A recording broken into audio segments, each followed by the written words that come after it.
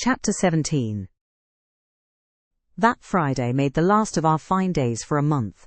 In the evening the weather broke. The wind shifted from south to northeast and brought rain first, and then sleet and snow. On the morrow one could hardly imagine that there had been 3 weeks of summer. The primroses and crocuses were hidden under wintry drifts, the larks were silent, the young leaves of the early trees smitten and blackened. And dreary, and chill and dismal, that morrow did creep over. My master kept his room. I took possession of the lonely parlour, converting it into a nursery, and there I was, sitting with the moaning doll of a child laid on my knee, rocking it to and fro, and watching meanwhile the still driving flakes build up the uncurtained window, when the door opened and some person entered, out of breath and laughing. My anger was greater than my astonishment for a minute. I supposed it one of the maids, and I cried, "Have done! How dare you show your giddiness here? What would Mr. Linton say if he heard you?" "Excuse me," answered a familiar voice, "but I know Edgar is in bed, and I cannot stop myself." With that, the speaker came forward to the fire, panting and holding her hand to her side. "I have run the whole way from Wuthering Heights," she continued, after a pause, "except where I've flown. I couldn't count the number of falls I've had. Oh, I'm aching all over." "Don't be alarmed. There shall be an explanation as soon as I can give it. Only just have the goodness to step out and order the carriage to take me on to Gimmerton, and tell a servant to seek up a few clothes in my wardrobe." The intruder was Mrs. Heathcliff. She certainly seemed in no laughing predicament. Her hair streamed on her shoulders, dripping with snow and water.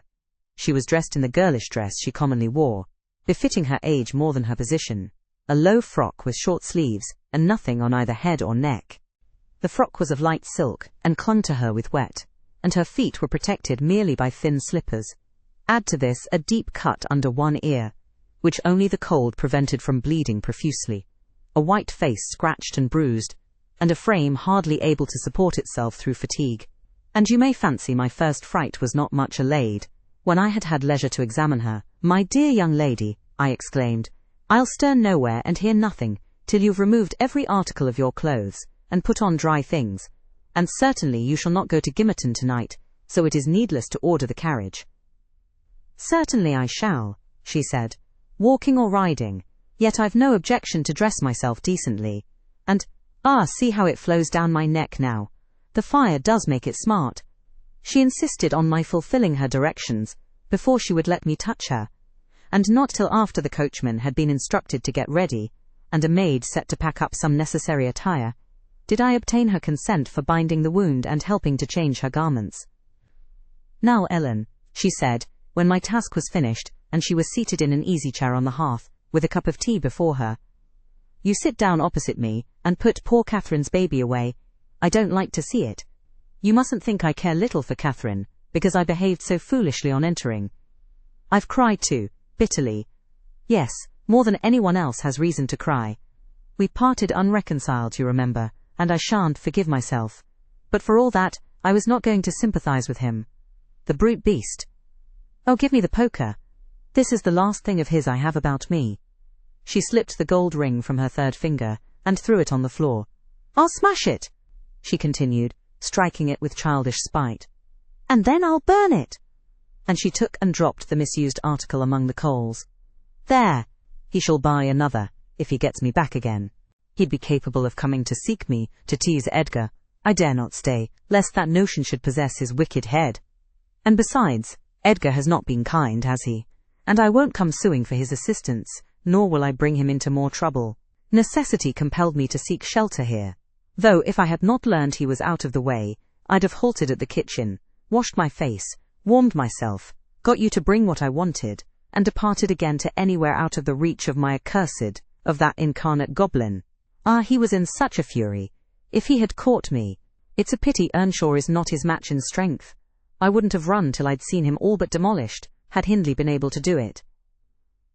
"Well, don't talk so fast, miss," I interrupted.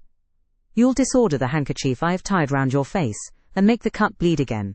Drink your tea, and take breath, and give over laughing. Laughter is sadly out of place under this roof, and in your condition." "An undeniable truth," she replied. "Listen to that child. It maintains a constant wail. Send it out of my hearing for an hour. I shan't to stay any longer."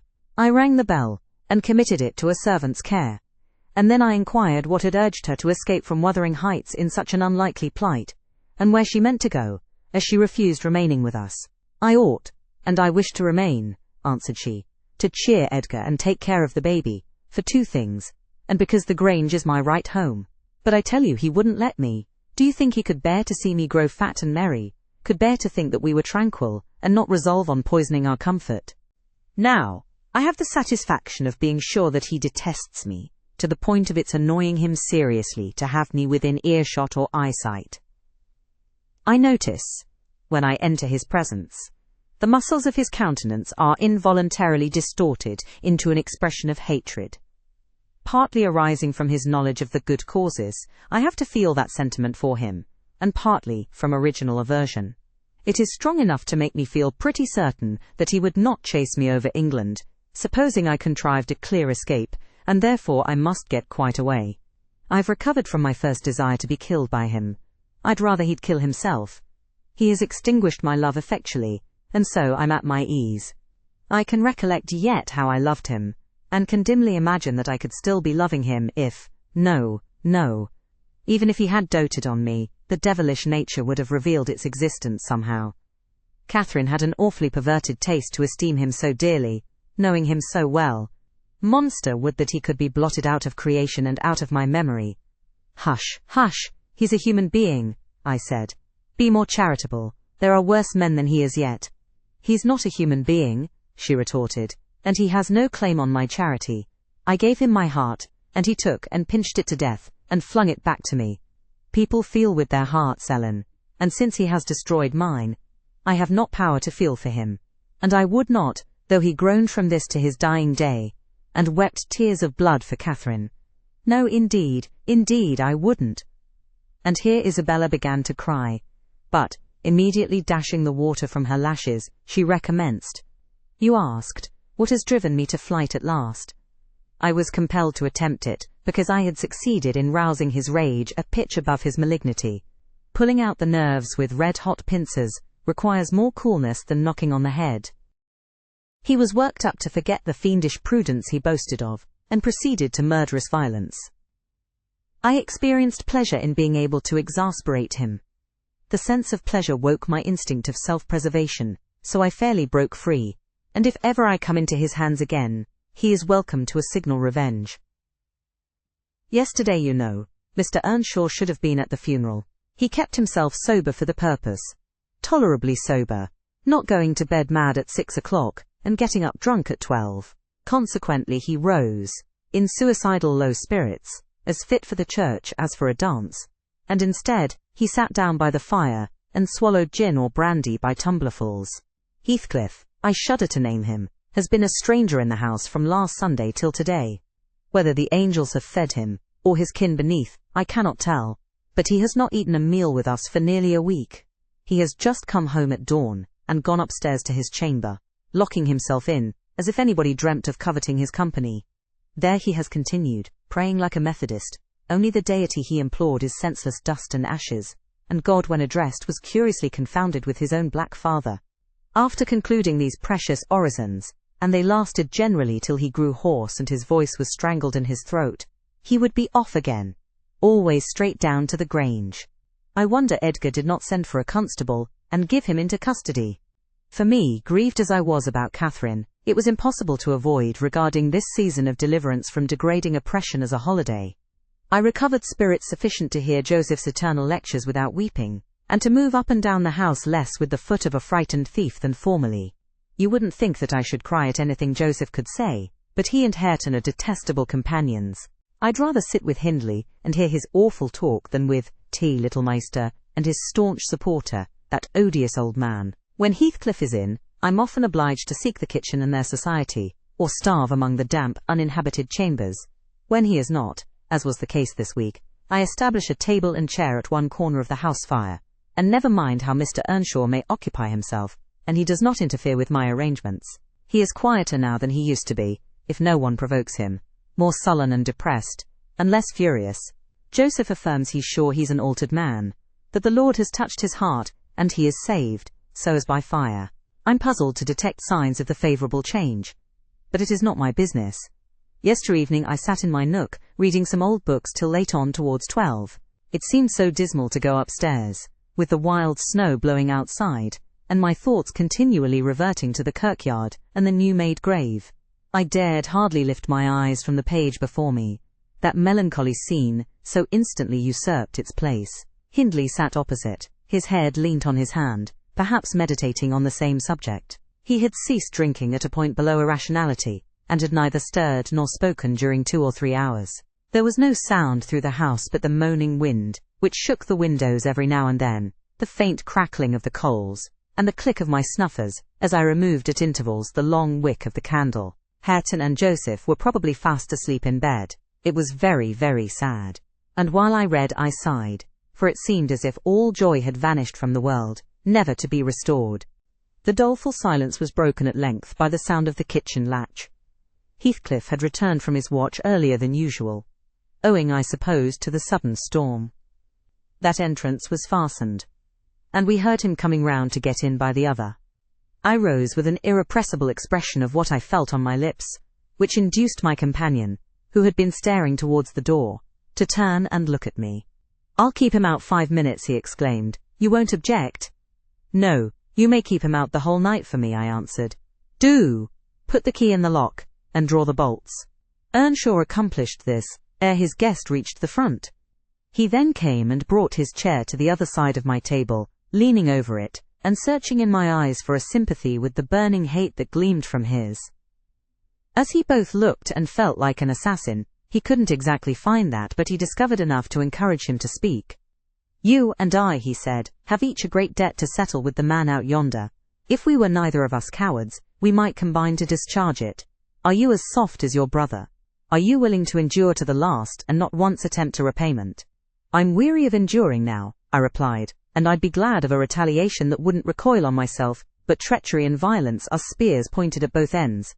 They wound those who resort to them worse than their enemies."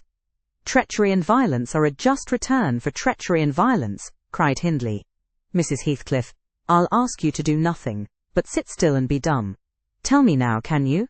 I'm sure you would have as much pleasure as I in witnessing the conclusion of the fiend's existence.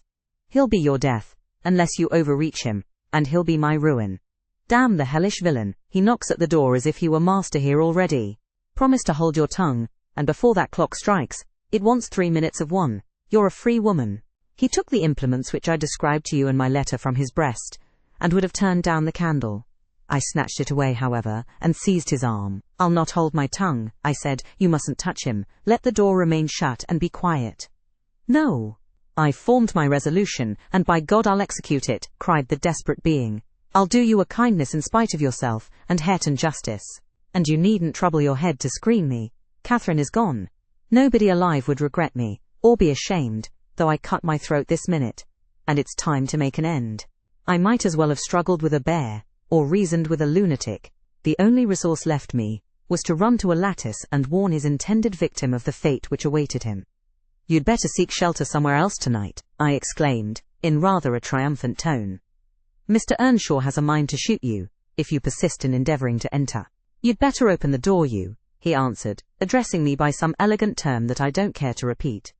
"I shall not meddle in the matter," I retorted again. "Come in and get shot, if you please.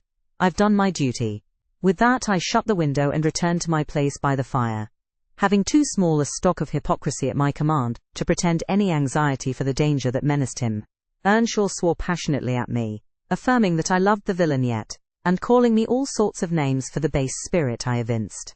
And I, in my secret heart, and conscience never reproached me, thought what a blessing it would be for him should Heathcliff put him out of misery, and what a blessing for me should he send Heathcliff to his right abode. As I sat nursing these reflections, the casement behind me was banged onto the floor by a blow from the latter individual, and his black countenance looked blightingly through. The stanchion stood too close to suffer his shoulders to follow, and I smiled, exulting in my fancied security. His hair and clothes were whitened with snow, and his sharp cannibal teeth, revealed by cold and wrath, gleamed through the dark. "Isabella, let me in, or I'll make you repent," he gurned, as Joseph calls it. "I cannot commit murder," I replied. "Mr. Hindley stands sentinel with a knife and loaded pistol." "Let me in by the kitchen door," he said. "Hindley will be there before me," I answered. And that's a poor love of yours that cannot bear a shower of snow. We were left at peace in our beds as long as the summer moon shone, but the moment a blast of winter returns you must run for shelter. Heathcliff. If I were you, I'd go stretch myself over her grave and die like a faithful dog. The world is surely not worth living in now, is it? You had distinctly impressed on me the idea that Catherine was the whole joy of your life. I can't imagine how you think of surviving her loss. He's there, is he? Exclaimed my companion, rushing to the gap. If I can get my arm out, I can hit him. I'm afraid, Ellen, you'll set me down as really wicked, but you don't know all, so don't judge. I wouldn't have aided or abetted an attempt on even his life for anything. Wish that he were dead I must. And therefore I was fearfully disappointed, and unnerved by terror for the consequences of my taunting speech, when he flung himself on Earnshaw's weapon and wrenched it from his grasp. The charge exploded, and the knife, in springing back, closed into its owner's wrist. Heathcliff pulled it away by main force, slitting up the flesh as it passed on, and thrust it, dripping, into his pocket. He then took a stone, struck down the division between two windows, and sprang in. His adversary had fallen senseless with excessive pain and the flow of blood that gushed from an artery, or a large vein. The ruffian kicked and trampled on him, and dashed his head repeatedly against the flags, holding me with one hand, meantime, to prevent me summoning Joseph. He exerted preterhuman self-denial in abstaining from finishing him completely, but getting out of breath, he finally desisted, and dragged the apparently inanimate body onto the settle. There he tore off the sleeve of Earnshaw's coat, and bound up the wound with brutal roughness, spitting and cursing during the operation as energetically as he had kicked before. Being at liberty, I lost no time in seeking the old servant, who, having gathered by degrees the purport of my hasty tale, hurried below, gasping, as he descended the steps two at once. What is there to do now? What is there to do now? There's this to do, thundered Heathcliff, that your master's mad, and should he last another month, I'll have him to an asylum. And how the devil did you come to fasten me out, you toothless hound? Don't stand muttering and mumbling there. Come, I'm not going to nurse him. Wash that stuff away, and mind the sparks of your candle. It is more than half brandy. And so you've been murthering on him, exclaimed Joseph, lifting his hands and eyes in horror. If ever I seed a seat like this, may the Lord. Heathcliff gave him a push onto his knees in the middle of the blood, and flung a towel to him. But instead of proceeding to dry it up, he joined his hands and began a prayer, which excited my laughter from its odd phraseology. I was in the condition of mind to be shocked at nothing. In fact, I was as reckless as some malefactors show themselves at the foot of the gallows. Oh, I forgot you, said the tyrant. You shall do that. Down with you. And you conspire with him against me, do you, viper? There, that is work fit for you. He shook me till my teeth rattled, and pitched me beside Joseph, who steadily concluded his supplications, and then rose, vowing he would set off for the Grange directly. Mr. Linton was a magistrate, and though he had 50 wives dead, he should inquire into this. He was so obstinate in his resolution that Heathcliff deemed it expedient to compel from my lips a recapitulation of what had taken place. Standing over me, heaving with malevolence, as I reluctantly delivered the account in answer to his questions, it required a great deal of labour to satisfy the old man that Heathcliff was not the aggressor, especially with my hardly wrung replies. However, Mr. Earnshaw soon convinced him that he was alive still. Joseph hastened to administer a dose of spirits, and by their succour, his master presently regained motion and consciousness. Heathcliff, aware that his opponent was ignorant of the treatment received while insensible, called him deliriously intoxicated, and said he should not notice his atrocious conduct further, but advised him to get to bed. To my joy he left us, after giving this judicious counsel, and Hindley stretched himself on the hearthstone. I departed to my own room, marvelling that I had escaped so easily. This morning when I came down, about half an hour before noon, Mr. Earnshaw was sitting by the fire, deadly sick. His evil genius, almost as gaunt and ghastly, leant against the chimney. Neither appeared inclined to dine, and having waited till all was cold on the table, I commenced alone. Nothing hindered me from eating heartily, and I experienced a certain sense of satisfaction and superiority, as at intervals, I cast a look towards my silent companions, and felt the comfort of a quiet conscience within me. After I had done, I ventured on the unusual liberty of drawing near the fire, going round Earnshaw's seat and kneeling in the corner beside him. Heathcliff did not glance my way, and I gazed up, and contemplated his features almost as confidently as if they had been turned to stone. His forehead, that I once thought so manly, and that I now think so diabolical, was shaded with a heavy cloud. His basilisk eyes were nearly quenched by sleeplessness, and weeping perhaps, for the lashes were wet then. His lips devoid of their ferocious sneer, and sealed in an expression of unspeakable sadness. Had it been another, I would have covered my face in the presence of such grief. In his case I was gratified, and, ignoble as it seems to insult a fallen enemy, I couldn't miss this chance of sticking in a dart. His weakness was the only time when I could taste the delight of paying wrong for wrong. Fie, miss, I interrupted. One might suppose you had never opened a Bible in your life. If God afflict your enemies, surely that ought to suffice you. It is both mean and presumptuous to add your torture to his. In general, I'll allow that it would be, Ellen, she continued. But what misery laid on Heathcliff could content me, unless I have a hand in it. I'd rather he suffered less, if I might cause his sufferings, and he might know that I was the cause. Oh, I owe him so much. On only one condition can I hope to forgive him. It is, if I may take an eye for an eye, a tooth for a tooth. For every wrench of agony return a wrench. Reduce him to my level. As he was the first to injure, make him the first to implore pardon. And then, why then, Ellen, I might show you some generosity. But it is utterly impossible, I can ever be revenged, and therefore I cannot forgive him. Hindley wanted some water, and I handed him a glass, and asked him how he was. Not as ill as I wish, he replied, but leaving out my arm, every inch of me is as sore as if I had been fighting with a legion of imps. Yes, no wonder, was my next remark. Catherine used to boast that she stood between you and bodily harm. She meant that certain persons would not hurt you for fear of offending her. It's well people don't really rise from their grave, or last night she might have witnessed a repulsive scene. Are not you bruised and cut over your chest and shoulders? I can't say, he answered, but what do you mean? Did he dare to strike me when I was down? He trampled on and kicked you and dashed you on the ground, I whispered, and his mouth watered to tear you with his teeth, because he's only half man, not so much, and the rest fiend. Mr. Earnshaw looked up, like me, to the countenance of our mutual foe, who, absorbed in his anguish, seemed insensible to anything around him. The longer he stood, the plainer his reflections revealed their blackness through his features. Oh, if God would but give me strength to strangle him in my last agony, I'd go to hell with joy, groaned the impatient man, writhing to rise, and sinking back in despair, convinced of his inadequacy for the struggle. Nay, it's enough that he has murdered one of you, I observed aloud. At the Grange everyone knows your sister would have been living now had it not been for Mr. Heathcliff. Lady. After all, it is preferable to be hated than loved by him. When I recollect how happy we were, how happy Catherine was before he came, I'm fit to curse the day. Most likely, Heathcliff noticed more the truth of what was said, than the spirit of the person who said it. His attention was roused, I saw, for his eyes rained down tears among the ashes, and he drew his breath in suffocating sighs. I stared full at him, and laughed scornfully. The clouded windows of hell flashed a moment towards me. The fiend which usually looked out, however, was so dimmed and drowned, that I did not fear to hazard another sound of derision. Get up and begone out of my sight, said the mourner. I guessed he uttered those words, at least, though his voice was hardly intelligible. I beg your pardon, I replied, but I loved Catherine too, and her brother requires attendance, which, for her sake, I shall supply. Now that she's dead, I see her in Hindley. Hindley has exactly her eyes, if you had not tried to gouge them out, and made them black and red. And her. Get up, wretched idiot, before I stamp you to death, he cried, making a movement that caused me to make one also.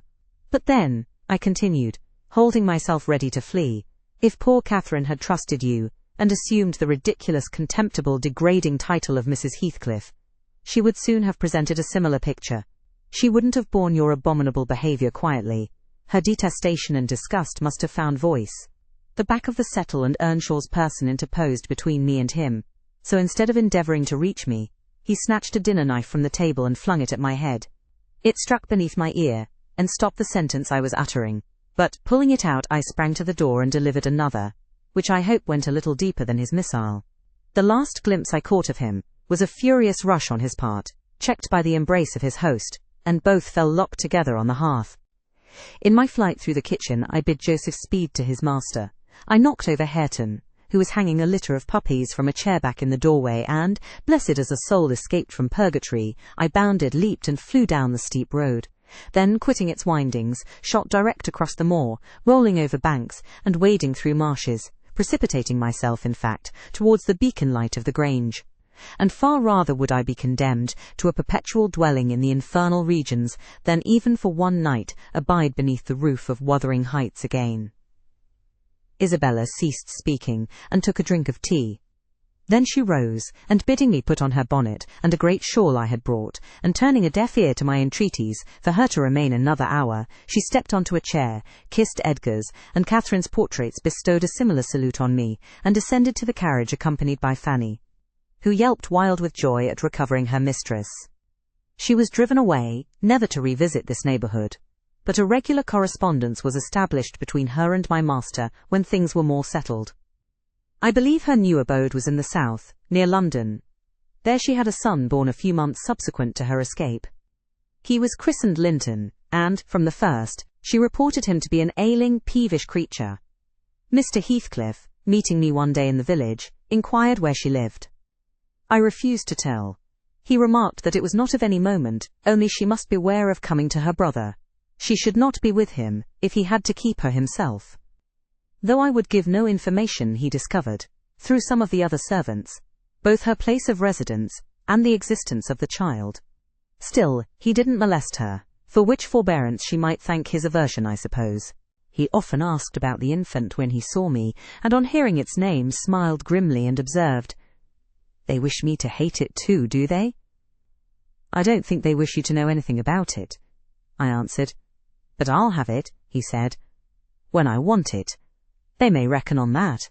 Fortunately, its mother died before the time arrived, some 13 years after the decease of Catherine, when Linton was 12, or a little more. On the day succeeding Isabella's unexpected visit, I had no opportunity of speaking to my master. He shunned conversation, and was fit for discussing nothing. When I could get him to listen, I saw it pleased him that his sister had left her husband, whom he abhorred with an intensity which the mildness of his nature would scarcely seem to allow. So deep and sensitive was his aversion, that he refrained from going anywhere where he was likely to see or hear of Heathcliff.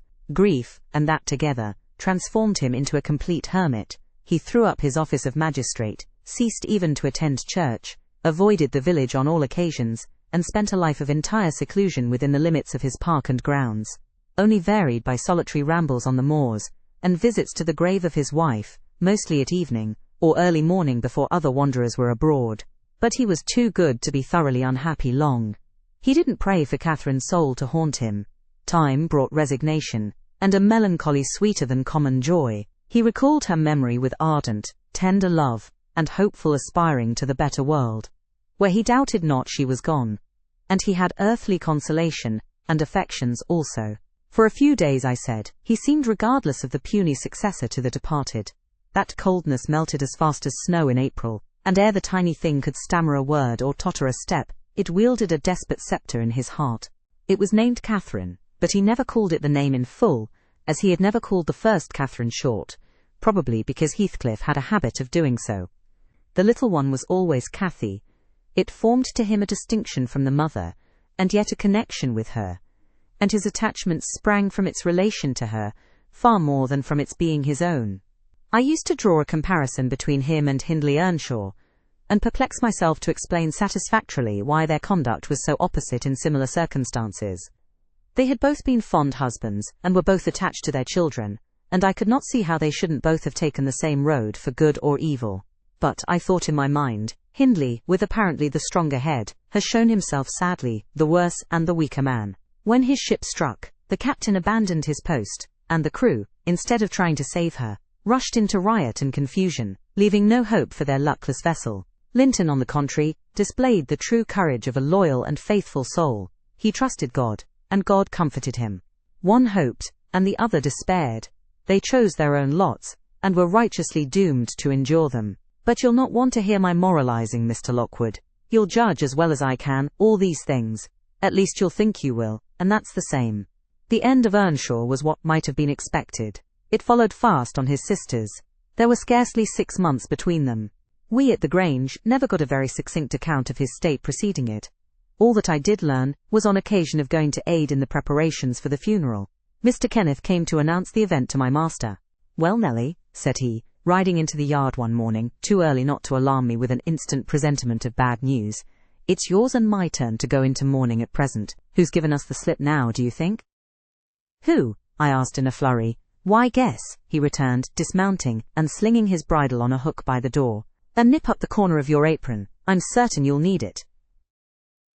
"Not Mr. Heathcliff, surely?" I exclaimed. "What? Would you have tears for him?" said the doctor. "No, Heathcliff's a tough young fellow. He looks blooming today. I've just seen him. He's rapidly regaining flesh since he lost his better half." "Who is it then, Mr. Kenneth?" I repeated impatiently. "Hindley Earnshaw, your old friend Hindley," he replied, "and my wicked gossip, though he's been too wild for me this long while. There, I said we should draw water. But cheer up. He died true to his character, drunk as a lord. Poor lad. I'm sorry too. One can't help missing an old companion. Though he had the worst tricks with him that ever man imagined, and has done me many a rascally turn. He's barely 27, it seems. That's your own age. Who would have thought you were born in 1 year? I confess this blow was greater to me than the shock of Mrs. Linton's death. Ancient associations lingered round my heart. I sat down in the porch and wept, as for a blood relation, desiring Mr. Kenneth to get another servant to introduce him to the master. I could not hinder myself from pondering on the question. Had he had fair play? Whatever I did, that idea would bother me. It was so tiresomely pertinacious that I resolved on requesting leave to go to Wuthering Heights and assist in the last duties to the dead. Mr. Linton was extremely reluctant to consent, but I pleaded eloquently for the friendless condition in which he lay. And I said my old master and foster brother had a claim on my services as strong as his own. Besides, I reminded him that the child Hareton was his wife's nephew, and in the absence of nearer kin, he ought to act as its guardian, and he ought to and must inquire how the property was left, and look over the concerns of his brother-in-law. He was unfit for attending to such matters then, but he bid me speak to his lawyer, and at length permitted me to go. His lawyer had been Earnshaw's also. I called at the village and asked him to accompany me. He shook his head and advised that Heathcliff should be let alone, affirming, if the truth were known, Hareton would be found little else than a beggar. "His father died in debt," he said. "The whole property is mortgaged, and the sole chance for the natural heir is to allow him an opportunity of creating some interest in the creditor's heart, that he may be inclined to deal leniently towards him." When I reached the Heights, I explained that I had come to see everything carried on decently, and Joseph, who appeared in sufficient distress, expressed satisfaction at my presence. Mr. Heathcliff said he did not perceive that I was wanted, but I might stay and order the arrangements for the funeral if I chose. "Correctly," he remarked, "that Fool's body should be buried at the crossroads, without ceremony of any kind. I happened to leave him 10 minutes yesterday afternoon, and in that interval he fastened the 2 doors of the house against me, and he has spent the night in drinking himself to death deliberately. We broke in this morning, for we heard him snorting like a horse, and there he was, laid over the settle. Flaying and scalping would not have wakened him. I sent for Kenneth, and he came, but not till the beast had changed into carrion. He was both dead and cold and stark, and so you'll allow it was useless making more stir about him." The old servant confirmed this statement, but muttered, "I'd rather he'd go and hisson for tea, doctor." I said "Taen tent, taen meister better nor him, and he warn't deed when I left, naught ta sort." I insisted on the funeral being respectable. Mr. Heathcliff said I might have my own way there too, only he desired me to remember that the money for the whole affair came out of his pocket. He maintained a hard, careless deportment, indicative of neither joy nor sorrow. If anything, it expressed a flinty gratification at a piece of difficult work successfully executed. I observed once, indeed, something like exultation in his aspect. It was just when the people were bearing the coffin from the house. He had the hypocrisy to represent a mourner, and previous to following with Hareton, he lifted the unfortunate child onto the table and muttered, with peculiar gusto, "Now, my bonny lad, you are mine, and we'll see if one tree won't grow as crooked as another, with the same wind to twist it." The unsuspecting thing was pleased at this speech. He played with Heathcliff's whiskers and stroked his cheek, but I divined its meaning and observed tartly, "That boy must go back with me to Thrushcross Grange, sir. There is nothing in the world less yours than he is." "Does Linton say so?" he demanded. "Of course, he has ordered me to take him," I replied. "Well," said the scoundrel, "we'll not argue the subject now, but I have a fancy to try my hand at rearing a young one, so intimate to your master, that I must supply the place of this with my own, if he attempt to remove it. I don't engage to let Hareton go undisputed, but I'll be pretty sure to make the other come. Remember to tell him." This hint was enough to bind our hands. I repeated its substance on my return, and Edgar Linton, little interested at the commencement, spoke no more of interfering. I'm not aware that he could have done it to any purpose, had he been ever so willing. The guest was now the master of Wuthering Heights. He held firm possession and proved to the attorney, who in his turn proved it to Mr. Linton, that Earnshaw had mortgaged every yard of land he owned for cash to supply his mania for gaming, and he, Heathcliff, was the mortgagee. In that manner Hareton, who should now be the first gentleman in the neighbourhood, was reduced to a state of complete dependence on his father's inveterate enemy, and lives in his own house as a servant, deprived of the advantage of wages, quite unable to right himself, because of his friendlessness, and his ignorance that he has been wronged. Chapter 18. "The 12 years," continued Mrs. Dean, "following that dismal period were the happiest of my life. My greatest troubles in their passage rose from our little lady's trifling illnesses, which she had to experience in common with all children, rich and poor. For the rest, after the first 6 months, she grew like a larch, and could walk and talk too, in her own way, before the heath blossomed a second time over Mrs. Linton's dust. She was the most winning thing that ever brought sunshine into a desolate house. A real beauty in face, with the Earnshaws, handsome dark eyes, but the Lintons, fair skin and small features, and yellow curling hair. Her spirit was high, though not rough, and qualified by a heart sensitive and lively to excess in its affections. That capacity for intense attachments reminded me of her mother. Still she did not resemble her, for she could be soft and mild as a dove, and she had a gentle voice and pensive expression. Her anger was never furious, her love never fierce. It was deep and tender. However, it must be acknowledged, she had faults to foil her gifts. A propensity to be saucy was one, and a perverse will that indulged children invariably acquire, whether they be good-tempered or cross. If a servant chanced to vex her, it was always, "I shall tell Papa." And if he reproved her even by a look, you would have thought it a heartbreaking business. I don't believe he ever did speak a harsh word to her. He took her education entirely on himself, and made it an amusement. Fortunately, curiosity and a quick intellect made her an apt scholar. She learned rapidly and eagerly, and did honour to his teaching. Till she reached the age of 13, she had not once been beyond the range of the park by herself.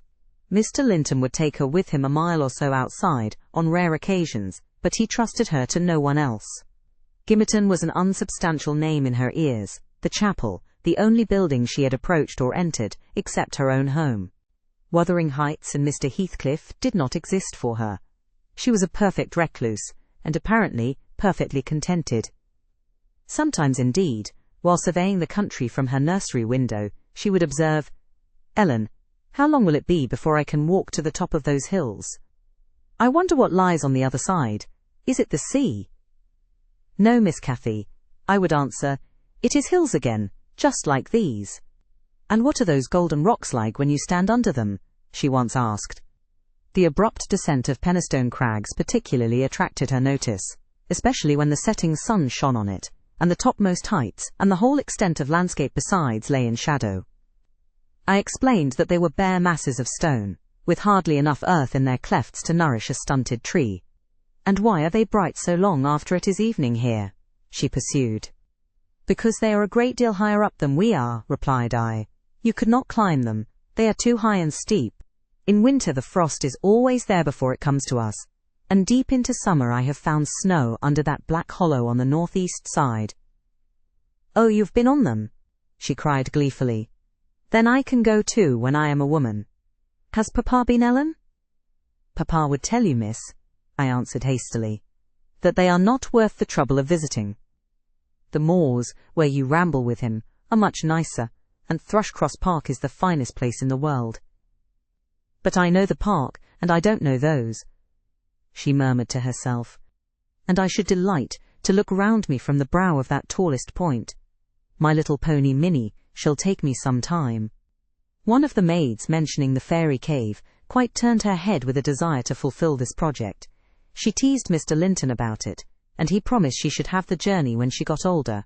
But Miss Catherine measured her age by months and, "Now, am I old enough to go to Penistone Crags?" was the constant question in her mouth. The road thither wound close by Wuthering Heights. Edgar had not the heart to pass it, so she received as constantly the answer, "Not yet, love. Not yet." I said Mrs. Heathcliff lived above a dozen years after quitting her husband. Her family were of a delicate constitution. She and Edgar both lacked the ruddy health that you will generally meet in these parts. What her last illness was, I am not certain. I conjecture they died of the same thing, a kind of fever, slow at its commencement, but incurable, and rapidly consuming life towards the close. She wrote to inform her brother of the probable conclusion of a 4 months' indisposition under which she had suffered, and entreated him to come to her if possible, for she had much to settle, and she wished to bid him adieu, and deliver Linton safely into his hands. Her hope was that Linton might be left with him, as he had been with her. His father, she would fain convince herself, had no desire to assume the burden of his maintenance or education. My master hesitated not a moment in complying with her request. Reluctant as he was to leave home at ordinary calls, he flew to answer this, commending Catherine to my peculiar vigilance, in his absence, with reiterated orders that she must not wander out of the park, even under my escort. He did not calculate on her going unaccompanied. He was away 3 weeks. The first day or two my charge sat in a corner of the library, too sad for either reading or playing. In that quiet state she caused me little trouble, but it was succeeded by an interval of impatient, fretful weariness.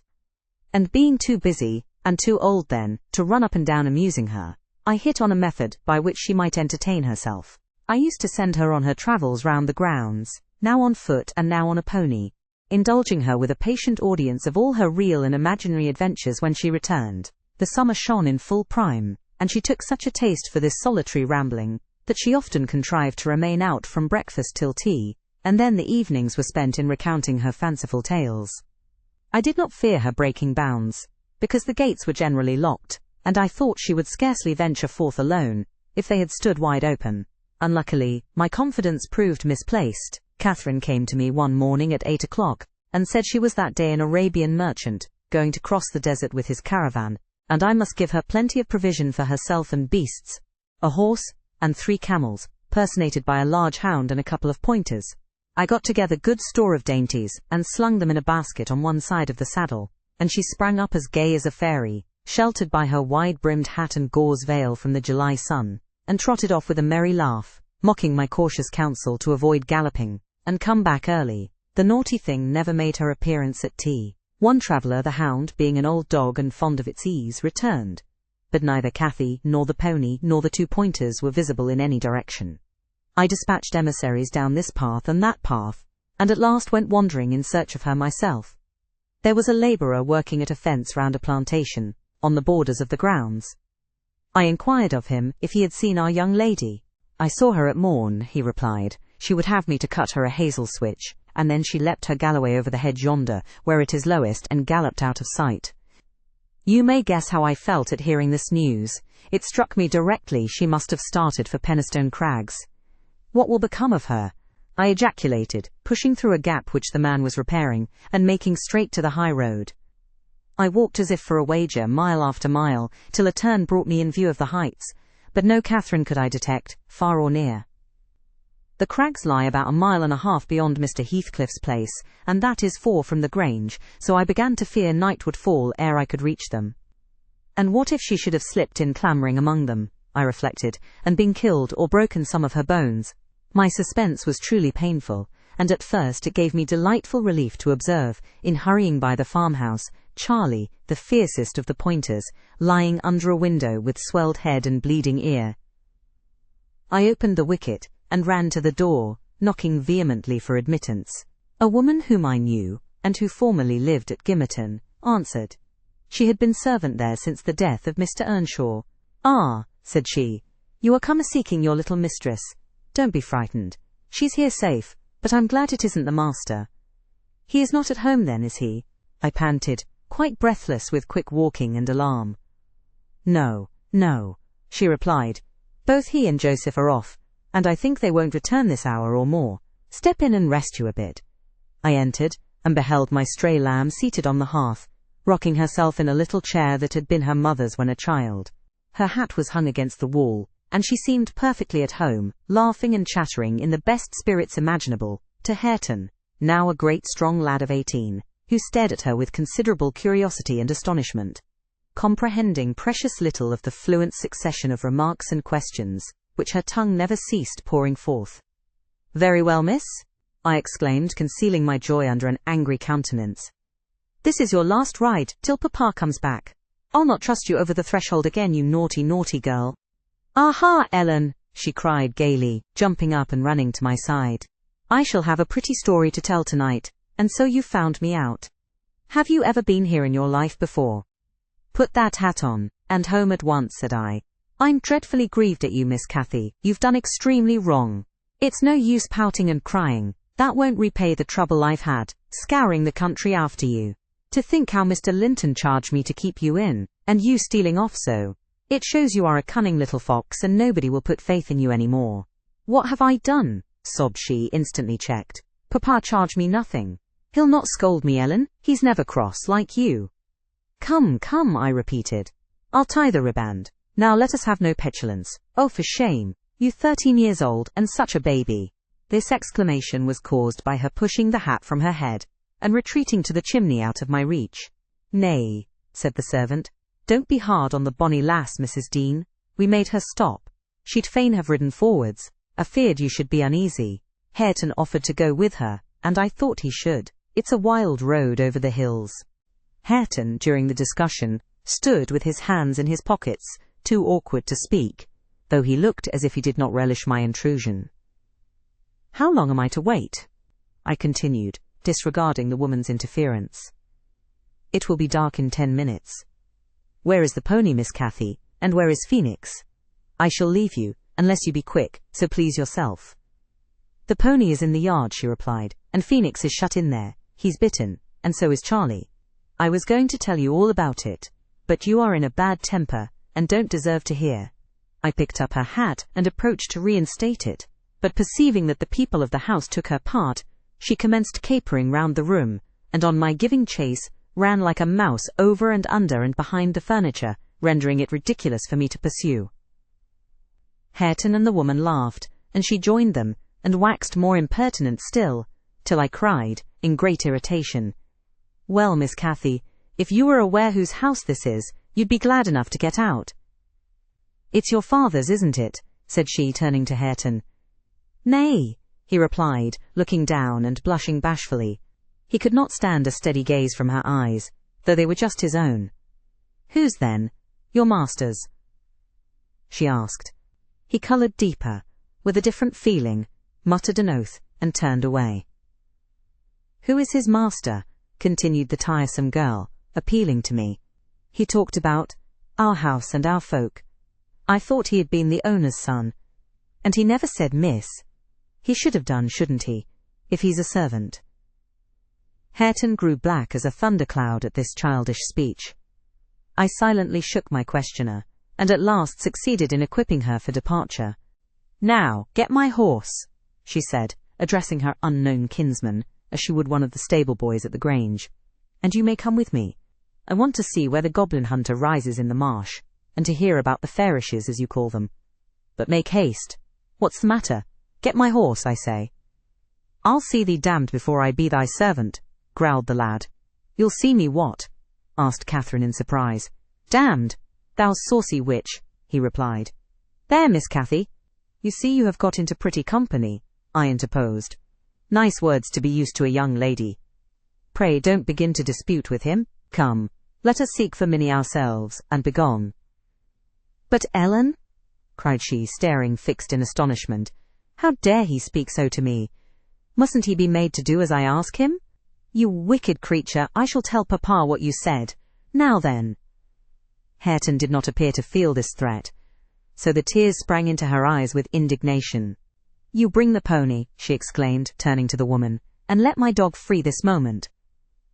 "Softly, miss," answered the addressed. "You'll lose nothing by being civil. Though Mr. Hareton there be not the master's son, he's your cousin, and I was never hired to serve you." "He my cousin!" cried Cathy with a scornful laugh. Yes, indeed, responded her reprover. Oh, Ellen, don't let them say such things, she pursued in great trouble. Papa is gone to fetch my cousin from London. My cousin is a gentleman's son. She stopped and wept outright, upset at the bare notion of relationship with such a clown. Hush, hush, I whispered. People can have many cousins and of all sorts, Miss Cathy, without being any the worse for it. Only they needn't keep their company, if they be disagreeable and bad. He's not my cousin, Ellen, she went on, gathering fresh grief from reflection and flinging herself into my arms for refuge from the idea.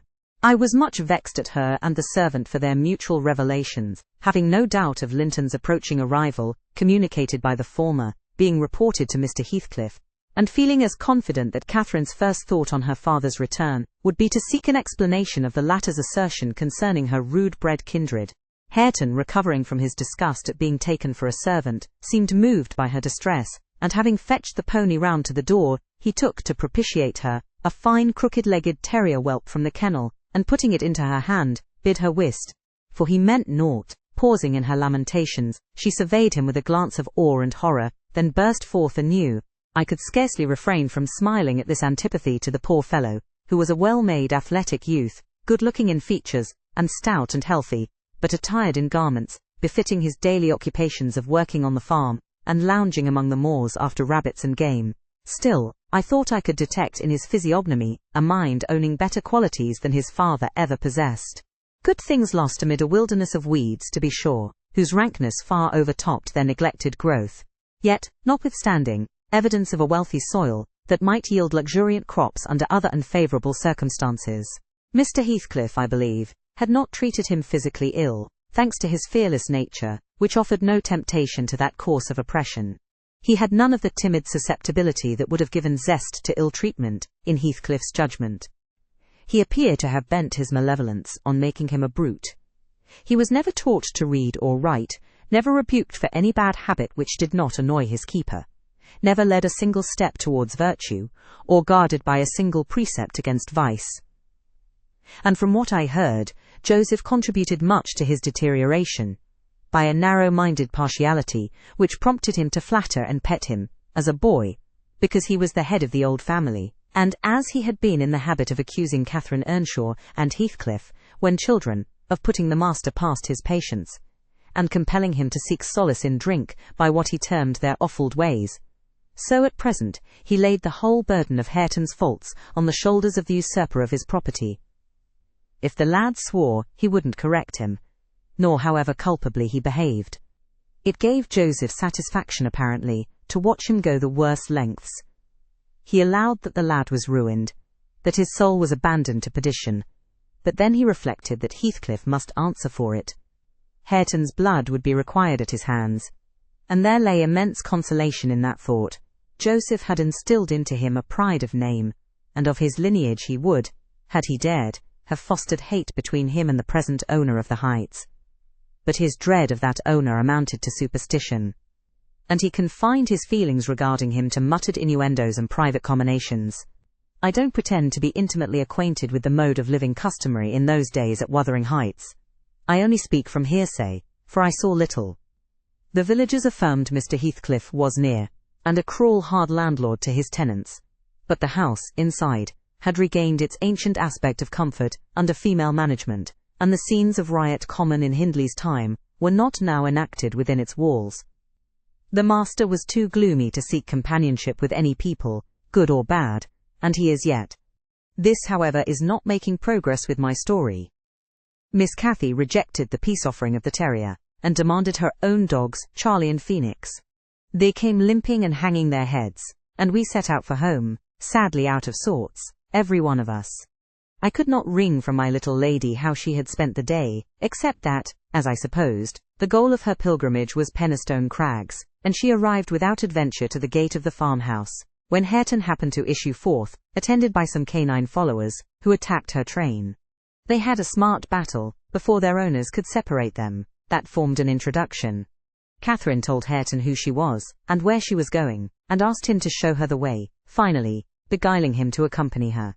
He opened the mysteries of the fairy cave, and 20 other queer places, but, being in disgrace, I was not favoured with a description of the interesting objects she saw.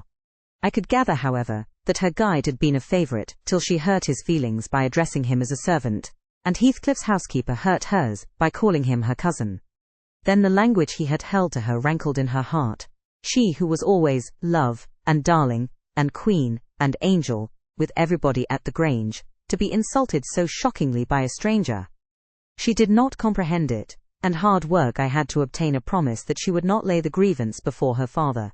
I explained how he objected to the whole household at the Heights, and how sorry he would be to find she had been there. But I insisted most on the fact that if she revealed my negligence of his orders, he would perhaps be so angry that I should have to leave. And Cathy couldn't bear that prospect. She pledged her word, and kept it for my sake. After all, she was a sweet little girl,